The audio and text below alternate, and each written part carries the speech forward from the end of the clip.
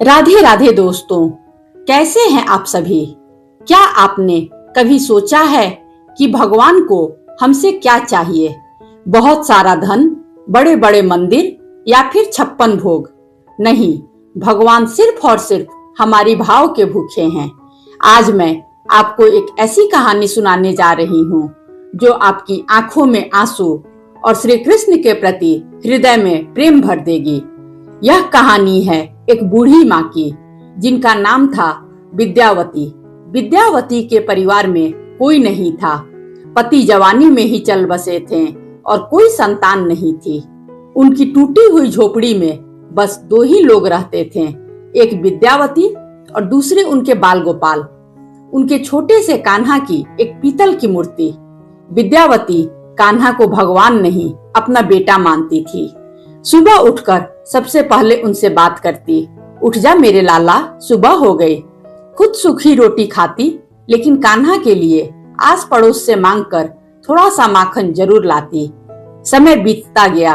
विद्यावती बहुत बूढ़ी और कमजोर हो गई। उनकी आंखों की रोशनी भी लगभग चली गई थी। एक दिन गांव में भयंकर तूफान आया। मूसलाधार बारिश और तेज हवाओं के कारण गांव वाले अपने अपने पक्के घरों में छिप गए। विद्यावती की कच्ची झोपड़ी की छत टपकने लगी। घर में न जलाने के लिए सूखी लकड़ी थी, न ही खाने को अन्न का एक दाना। ठंड से कांपती हुई विद्यावती को अपनी नहीं बल्कि अपने कान्हा की चिंता सता रही थी। वो अंधेरे में टटोलते हुए मंदिर तक गई। उन्होंने देखा कि छत से पानी सीधा कान्हा की मूर्ति पर गिर रहा है। उस बूढ़ी माँ का कलेजा फट गया। उन्होंने तुरंत अपनी फटी हुई साड़ी का पल्लू कान्हा के ऊपर रख दिया और मूर्ति को अपने सीने से लगा लिया। उनकी आंखों से झरझर आंसू बहने लगे। वो रोते हुए बोली, मुझे माफ कर दो मेरे बच्चे। आज तेरी माँ के पास तुझे खिलाने के लिए कुछ नहीं है। आज तुझे भूखा ही सोना पड़ेगा। कितनी ठंड लग रही है न तुझे। और रोते रोते वो बूढ़ी माँ ठंड के मारे कान्हा को सीने से लगाए हुए ही जमीन पर बेहोश हो गई। रात के न जाने किस पहर में उनकी आंख खुली। तूफान थम चुका था, लेकिन यह क्या, उनकी झोपड़ी में एक अजीब सी दिव्य रोशनी और चंदन की मनमोहक सुगंध थी। विद्यावती ने महसूस किया कि उन पर किसी ने एक बहुत ही गर्म और कोमल रेशमी कंबल ओढ़ा दिया है और उनके ठीक पास ही एक चांदी की कटोरी में ताजा मीठा माखन और मिश्री रखी हुई है।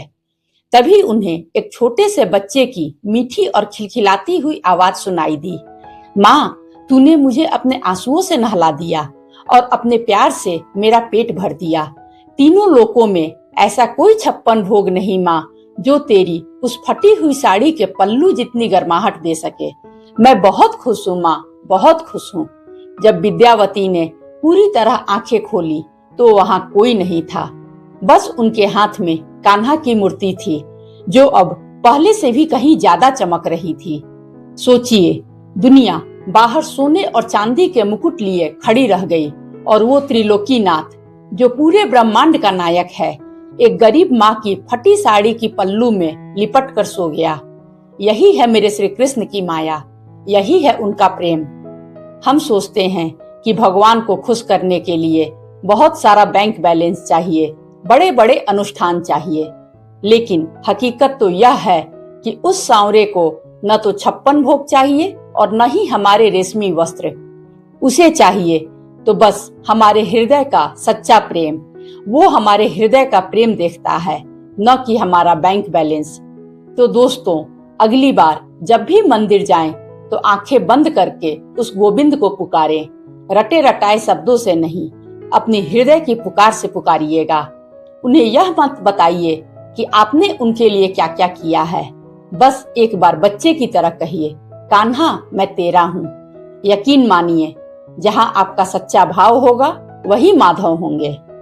अगर वीडियो पसंद आए तो चैनल को लाइक और सब्सक्राइब जरूर करें। मिलते हैं अगली वीडियो में। तब तक के लिए राधे राधे।